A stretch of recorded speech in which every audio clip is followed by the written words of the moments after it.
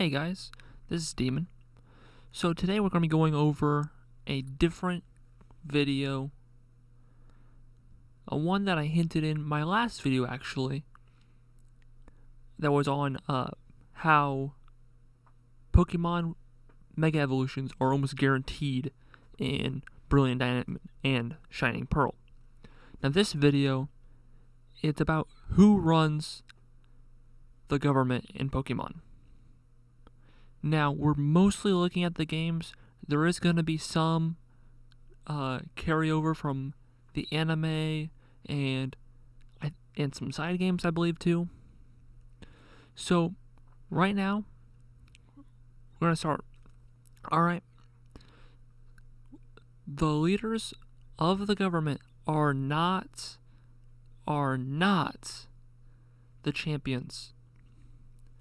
And I have some stuff to back that up. Now, the champions and the gym leaders do play a very, very important role.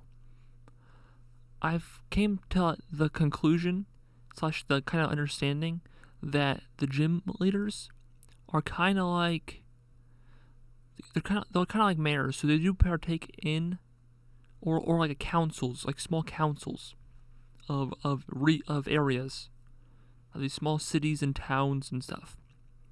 While the champion is more of like the Queen of England. She doesn't have any actual pull in the government.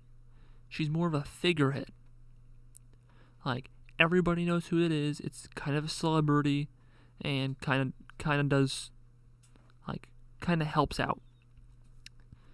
Now, the first thing I'm going to get off with is the fact that we know for sure that every single year there is every single champion gets together and has a tournament, the Champions Tournament. We know about this. Cynthia told us about this, and I think Pokemon Black and White. In Pokemon Black and White 2, you even see the tournament. And several, some old champions that aren't champions anymore are even there. Like Wallace, even though he got defeated by Steven. He was still representing the region that he came from. So he still has a lot of power there.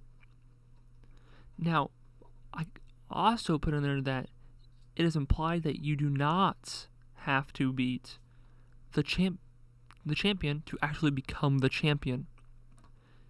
Getsus in Pokemon Black and White actually implies that Alder never defeated the champion to become the champion, but rather got asked by the Elite Four, and he never wanted to. He was traveling and then actually requested that the Elite Four look after the region while he traveled around. So I do believe that's a high possibility that we see Alder at some point in a future game. Now, excuse me. Now, a lot of this stuff has to do with Pokemon Black and White, weirdly, for the beginning. We've seen a lot of champions in Pokemon Black and White. But anyways, now, we're looking at the fact that the professors in Pokemon are known by everybody. Everybody. You don't travel anywhere in any Pokemon game and mention a professor and nobody doesn't know who they are. Or doesn't know about them. We're looking even at Samson Oak. He travels from region to region studying variants in Pokemon, regional variants. And we saw him in Alola for the first time. We might see him again. But we have been hinted at regional variants since the first first generation of Pokemon. Professor Ivy studied, or I guess second generation Pokemon, Professor Ivy studied regional differences in episode 81 in Pokemon. Gives the GS ball, and it was episode Palette Party Panic, if any guys are interested. But it kind of puts a big, showing that Pokemon love to drop hints, / even, not really hints, because they didn't know what they were going to do, but possible things that they can do in the future.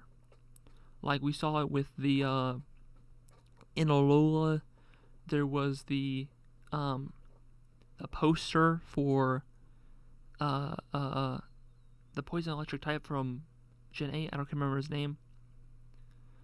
Anyways, there was, in not Sun and Moon, but in Omega Ruby Alpha Sapphire, I believe, there was an item, or it might have even been X and Y. There was a totem that was from a mysterious islands. There's all kinds of stuff like that they love to drop hints, right? So now, here's another one. Here's another hint. Dr. Jordan, he had a Machoke costume. All right, he made a costume that was dressed as Machoke that gives 10 times your normal strength. And this is Gen 3, right? And that actually makes you think, okay, Gen 2, the very top of the department store. Very top. I think it's the basement. The basement. There's those Machops. Are those people dressed as Machop using suits that were like prototypes, which would show trade between regions and show that the professors interact? This is even a well-known professor. This is Dr. Jordan. No, none of you guys are probably going to know about him. This is and he was introduced in, it says Gen 3, episode 416. Alright? He might have also hinted at Dynamax, giving a mystery candy, complete, to a Caterpie and making him big and stronger, able to escape Team Rocket, which gives me a reason to believe that he actually hinted at Dynamax way, way back in Generation 3, 5 generations ago. Now, we're looking at Mariah, the meteorologist, and Johto. She used jump puffs and hop pips and stuff like that to look at the weather and to guess wind, which would have been given to the Professor Oak, Professor Elm for their and Mary for their radio show, which Professor Oak even said that he did not want to participate in it. And DJ Mary said that she would bother him in order to do it. Now, I also might add that it is a possibility that Professor Oak sells the Pokedex, like the National Dex, because he's the professor that sells the most, or not sells, but gives the most National Dexes out of any other game, or any other character in any other Pokemon game. He comes in so many generations just to give you the National Dex. So it's in belief that when you catch and fill up your Pokedex, you're not actually being discovering them. Pokemon are already known to where they are, to how what's going on about them. There's no not knowing of them. Legendaries, there is evidence that there is more than one that exists. For example, in an episode of the anime, you see a baby Lugia. Well, how are babies made? takes more than one, right? Unless you're a slug or a snail. Alright. And then we're looking at, let's see here. Professor Elm studies evolution, which Oak even stated that he's the best at studying evolution. He studies abilities and breeding, and it also kind of hints at like possible X and Y sequels because of his correlation with Professor Sycamore and Professor Rowan. With Rowan studying along with Professor Elm, and Professor Professor Sycamore stating that he learned most of what he knows from Professor Rowan, which we know that Professor Rowan hates teaching. Now, Professor Rowan says that everybody's connected, and it says 90% of Pokemon are connected through evolution. Now, this is excluding legendaries. He also says that he hasn't been in the champion room in a very long time, which means that at one point he was the champion. Like I said, the champion doesn't necessarily have a political step in the politics, like in the government, but it does have a big pullway with society, which we see stuff like that all the time, right? So celebrities try to get involved in politics and do all that kind of stuff, like Kanye West running for president, right? Now, he's professor now though, which might possibly be the step up. I'm gonna get to that in a moment. It's also a little theory that Professor Rowan might actually be a Pokemon Ranger because of how he loves to study Pokemon in the wild. He doesn't necessarily ever show a Pokemon that he owns, right?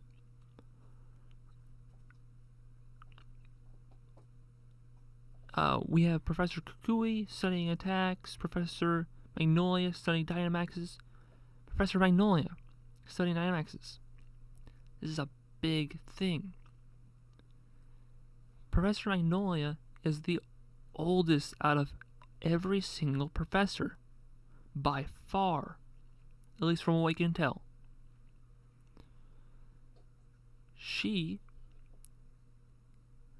Pokemon has been out for, 20 years now? 21 years? This could be the fact that she's been studying and improving on Dr. Jordan's sales of the mystery candy complete that made the Caterpie Dynamax in episode 416 Generation 3, 5 generations ago. That could have been what she's doing this whole time. She's been studying Dynamax and she's been improving on it. It's like humans trying to splice animal cells together, trying to make like lizard people, like in like Spider-Man and stuff like that. I know it's some crazy theories, right? But we come across a bunch of scenarios like that where and things where when they're combined, the professors make too much sense on how they could run the government rather than the champions. The champions are they go and do too much. They go around and do too much. I think that the government is, in all the regions, is united, but in a way, still separate. Kind of like the European Union. But instead, I think the champions get together for that tournament in order to help with tension. It's like a proposal. instead of in Congress, instead of turning down an idea, all of them have a Pokemon battle, and the winner says what they want to do. It makes room for improvement. It makes room for science. Room for new champions. It makes a lot of sense.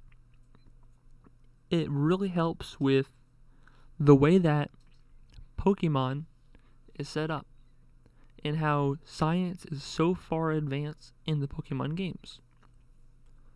Right? I mean, you have Rotom Dex on you, which is a living piece of technology, and obviously like Magnemite and Magnezone and Clink, and you get the point, right? But a thing with all that is the champions still do not have a direct pull, because Alder, he, again, did not fight a champion to get in. Kukui, he didn't fight a champion to get in. He fought Lance, but lost a long time ago. We're not sure when, but he fought him a long time ago. But we can look at that and think, okay, Kukui lost. He founded the league. He didn't even get it. He was a professor. That's why he had pull. He did not have any other impact on the society besides being a professor, realistically. The only other impact he had was he was a pro wrestler. Now, we think about the actual things that the professors can do. The professors give you Master Balls in most games, with the exception of a couple games where you find it in like a power plant or give it to you in the Pokemon, the Pokeball factory and stuff like that. They give you the Master Ball. They give you the National Dex. They give you your starter. They most likely or usually give you them, or like the gym leader or champion, give you an item or give you access to reach a legendary. For example, you have the guards that guard the Whirl Island and the tower in Pokemon Heart Gold and Soul Silver and Gold and Silver and Crystal, right? So you have those guards guarding it. They're not there for no reason. It's because legendaries are not, they're not just Pokemon. They're kind of like a balance tool. You want your champion to be the strongest, so you raise the kids like Spartans. Like, you raise the kids to be stronger, which is why they give you a free starter. They give you a free go at 10 years old. Nobody's stopping you, kidnapping you. Nobody's doing any crime because they know that their way of life relies on you, is what it comes down to. You do all this stuff because you have to beat the champion to show improvement. You're gonna get legendaries because they want you to be stronger than the previous champion. That's why stats of Pokemon have increased slowly. That's why Gen 1 Pokemon, their stats are typically worse than the newer Gen Pokemon, and typically weaker. It's one of those things that it makes sense slowly. But I think the last thing we need to confirm this theory is we need a champion to become a professor. I think that if a champion becomes a professor, we will have reached the conclusion that the professors run the Pokemon regions. If you guys like this theory, let me know in the comments down below. If you disagree, let me know that. If you liked, leave a like, comment, and subscribe. I'll see you guys next time. Bye-bye.